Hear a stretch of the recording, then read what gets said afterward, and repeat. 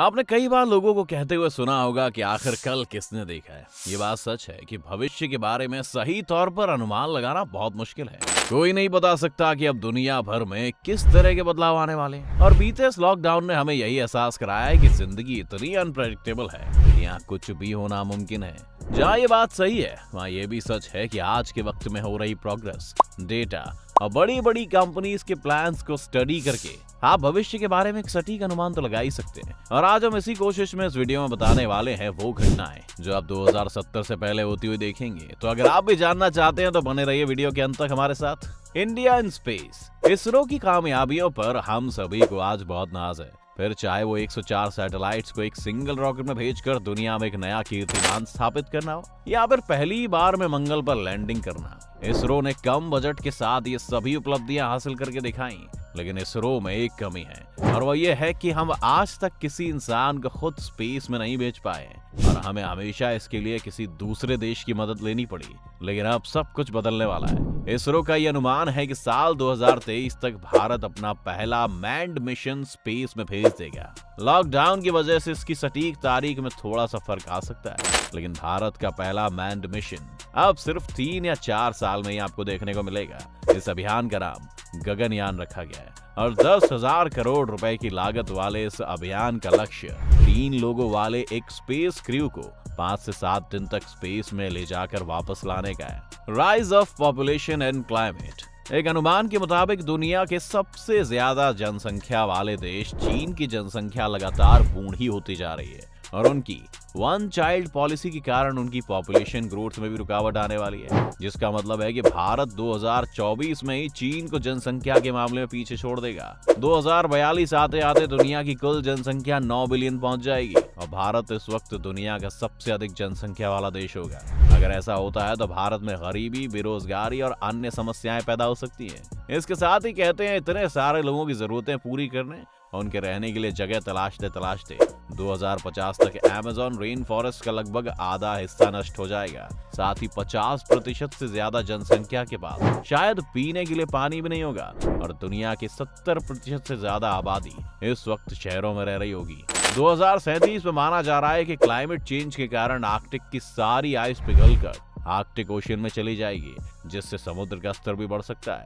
यूं तो इससे काफी नुकसान है, पर चीन को इससे निजी तौर पर यह फायदा है कि उनके लिए यूरोप से व्यापार का एक और समुद्री रास्ता भी इससे खुल सकता है। एलॉन मस्क, आने वाले कुछ साल पूरी तरह से एलॉन मस्क के होने वाले हैं। जहां भारत अभी स्पेस में जाने का प्लान कर रहा है, वहीं टेस्ला और स्पेसएक्स के मालिक एलॉन मस्क 2024 में एक स्पेस क्राफ्ट मंगल ग्रह की तरफ भेज सकते हैं। इस स्पेस क्राफ्ट में एलॉन लोगों के बजाय पहले कार्गो मंगल ग्रह तक भेजेंगे, और अगर ये मिशन सक्सेसफुल हो जाता है तो 2026-2027 में एलॉन का मन मंगल की धरती पर पहला ह्यूमन क्रू भेजने का भी है। कार्गो भेजने से एलॉन मस्क ये टेस्ट करना चाहते हैं कि क्या बड़ी संख्या में लोगों को मार्स तक भेजा जा सकता है। साथ ही एलॉन मस्क का प्लान मार्स पर बस्तियां बसाने का है, जिसके लिए वहां पर बिल्डिंग मटेरियल से लेकर कंप्यूटर्स और न जाने किस किस तरह के उपकरणों की जरूरत पड़ेगी, और इसके लिए बड़ी मात्रा में उन्हें धरती से ये सामान वहां भेजना पड़ेगा। इसके अलावा एलॉन मस्क के हिसाब से 2025 तक वो अपने न्यूरालिंक प्रोजेक्ट को भी पब्लिक के सामने ले आएंगे।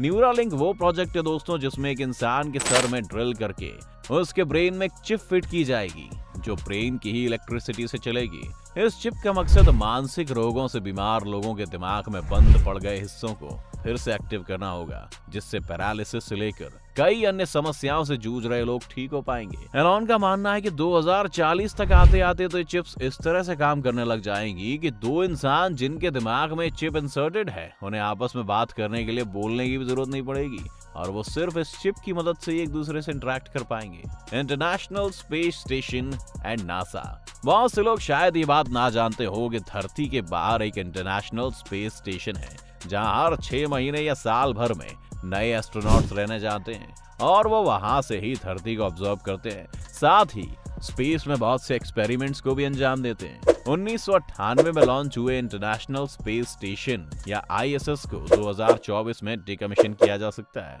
आईएसएस को फंड करने का ज्यादातर जिम्मा यूएस और रूस का था, लेकिन हाल के कुछ सालों में इंटरनेशनल दबाव के कारण रूस की इकोनॉमी को काफी नुकसान हुआ है, जिस वजह से ज्यादातर भार यूएस पर आ गया है। इसलिए इस प्रोग्राम को ही बंद करने की बात चल रही है। कुछ साइंटिस्ट का कहना है कि हो सकता है इसे डिकमीशन करने के फैसले को शायद 2028 तक डिले कर दिया जाए, लेकिन अब इंटरनेशनल स्पेस स्टेशन का बंद होना लगभग तय है। लेकिन इसका ये मतलब नहीं है कि नासा बाकी चीजें प्लान नहीं कर रहा है। नासा ने 2030 तक अपना खुद का मैन्ड मिशन मार्स के लिए प्लान किया हुआ है और वो निरंतर इस तैयारी में लगे हुए हैं। साथ ही 2036 वो साल होगा दोस्तों जहां पहली बार नासा 2 स्पेस रोवर्स को हमारे सोलर सिस्टम से बाहर हमारे ही सबसे नजदीकी तारे अल्फा सेंटुआरी की तरफ भेज सकता है। यहाँ के हैबिटेबल जोन में एक ऐसा प्लैनेट भी है जहाँ जीवन के मिलने की संभावना है, पर इस रोवर के वहां पहुंचने में 20 साल का वक्त लगेगा। तो वहां एलियंस की पुष्टि करने के लिए हमें 2056 तक रुकना पड़ सकता है।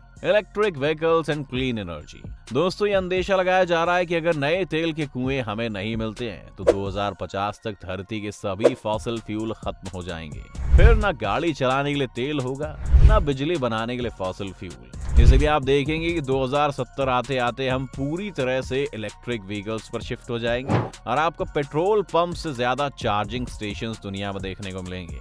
इसके अलावा हर तरफ स्मार्ट हाईवेज बनाने की भी बात चल रही है, जिन पर गाड़ी चलते चलते खुद ही चार्ज हो सकती है, उसे कहीं भी रुकने की जरूरत नहीं है।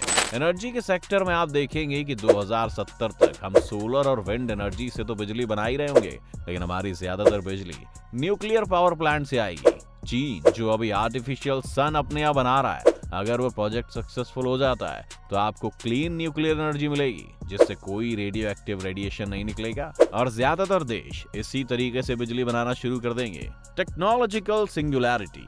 2045 साल आपको थोड़ा सा डरा सकता है। कहते हैं कि ये साल टेक्नोलॉजिकल सिंगुलैरिटी का होगा, यानी 2045 तक टेक्नोलॉजी इतनी ज्यादा जटिल हो जाएगी कि किसी भी इंसान के लिए इसे समझ पाना मुश्किल हो जाएगा।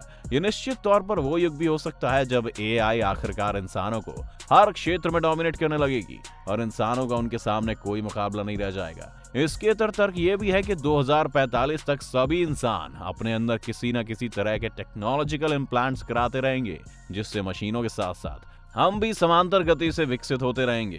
तो ये बातें सुनकर क्या आप भविष्य के लिए एक्साइटेड हैं या आपको धरती की चिंता होने लगी है? आप भविष्य को कैसे देखते हैं हमें कमेंट्स में लिखकर जरूर बताएं। साथ ही अगर ये वीडियो आपको पसंद आया हो तो वीडियो को लाइक करें और ज्यादा से ज्यादा चैनल को सब्सक्राइब करना भी ना भूलें।